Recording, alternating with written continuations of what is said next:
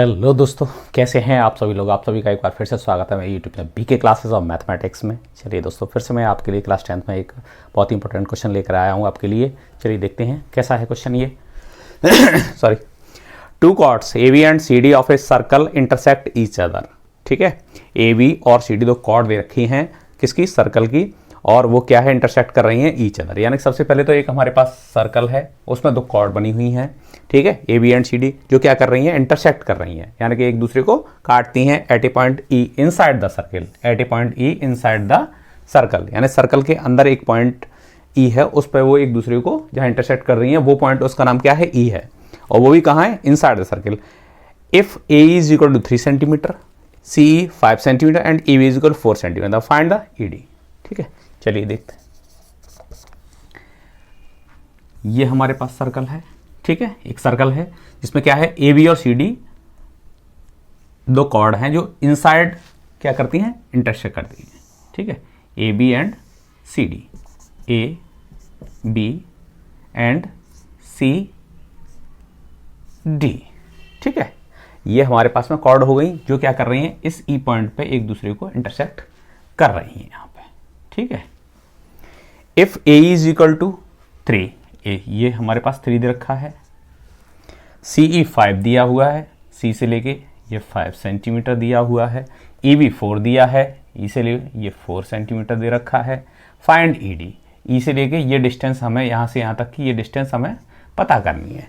हमें क्या है, ई डी को फाइंड करना कि ई डी हमारे पास में कितना होगा। ठीक है, चलिए हम क्या करें, यहाँ से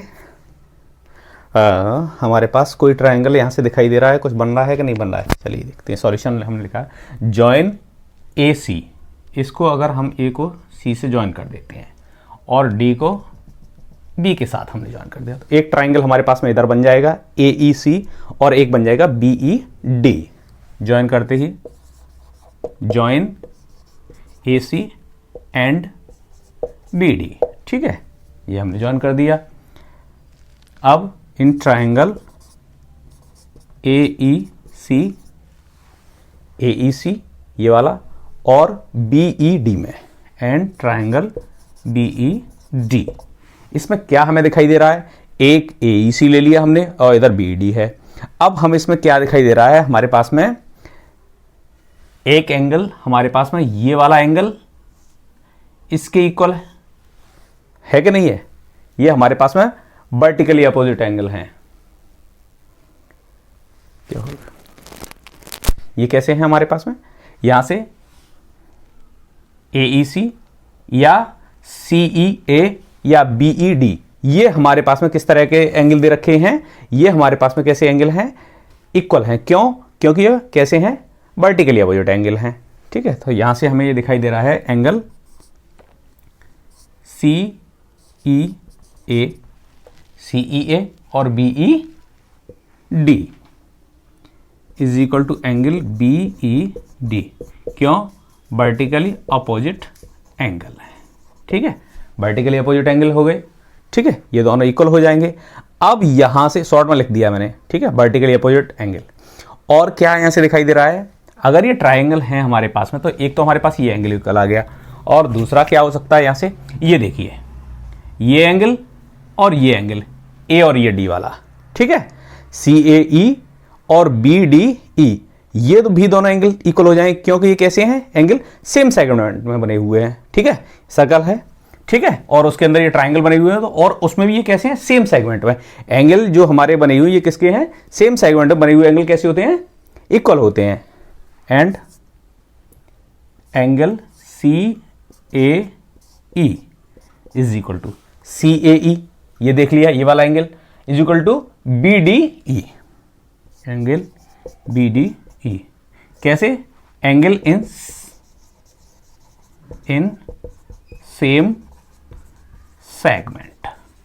ठीक है, एक ही सेगमेंट बने हुए एंगल कैसे हैं, इक्वल होते हैं। ठीक है, सेम सेगमेंट के एंगल ए और ये डी वाला ये इक्वल हो गए, यानी कि अब हमारे पास में एक एंगल ये इक्वल ये वाले आ गए और दूसरा एंगल ये वाले वर्टिकल इक्वल। जब हमारे पास दो एंगल इक्वल हो गए तो हमारे सिमिलरिटी की थ्योरम से क्या हो जाएगा,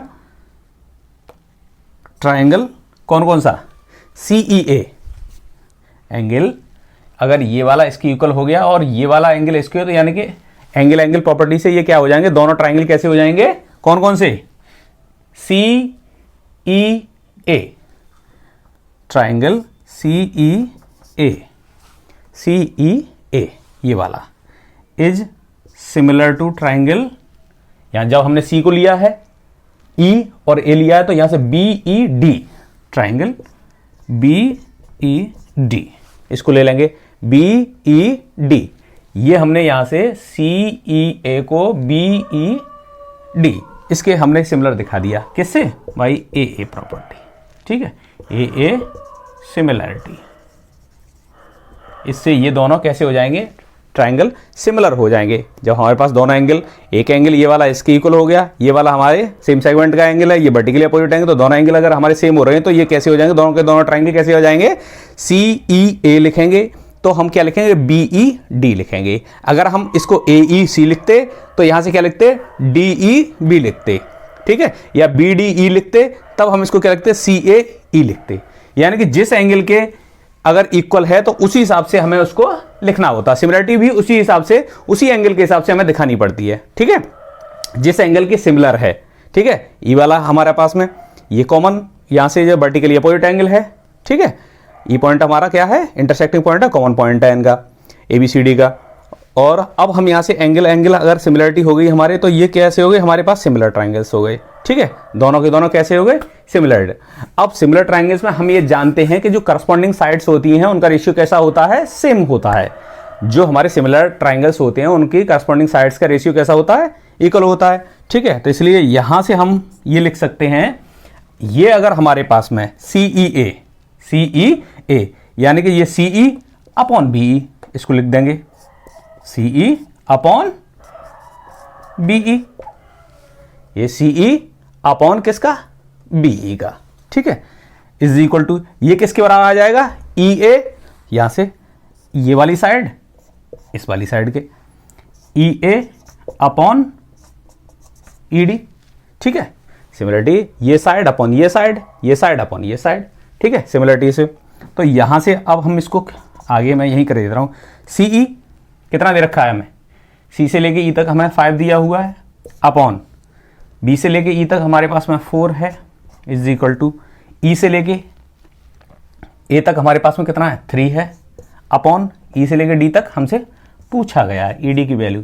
अब यहां से हम क्रॉस मल्टीप्लाई कर देंगे तो E D is equal to क्या हो जाएगा, इसका 5 E D is equal to 4 3 जा 12, और यहां से जो ई डी की वैल्यू आएगी वो कितनी आएगी, 12 अपॉन 5, 5 2 जा 10, 2 बचा 5, 4 जा 20, या 2.4 सेंटीमीटर, यही हमारा आंसर हो गया, ठीक है। ई से लेकर डी तक की हमसे डिस्टेंस पूछी गई थी और वही हमने इसकी वैल्यू निकाल दी है कुछ नहीं, सर्कल है, ठीक है, उसकी 2 कॉर्ड दे रखी है ए बी सी डी, वो क्या करते हैं, ई पॉइंट पे इसको इंटरसेक्ट करती हैं, ठीक है, जिसमें 3 वैल्यू हमें दे रखी हैं, एक साइड हमसे पूछी गई इन ट्राइंगल्स की, हम क्या करें, ए सी को और बी डी को ज्वाइन कर दिया, इसी का एक ट्राइंगल ये मिल गया, ये मिल गया। अब क्या हमें दिखाई दे रहा है, यहाँ से ये सर्कल है, इस वजह से ये क्या है, सेम सेगमेंट के एंगल हो जाएंगे, एंगल ए और ये डी वाला, और ये वर्टिकली अपोजिट एंगल है, यानी कि एक एंगल हमारा ये वाला ही सेम आ रहा है इसके, दूसरा एंगल इसके, ये तो इससे एंगल एंगल प्रॉपर्टी से क्या हो गए, दोनों के दोनों जो ट्राइंगल हैं वो कैसे हो गए, सिमिलर हो गए,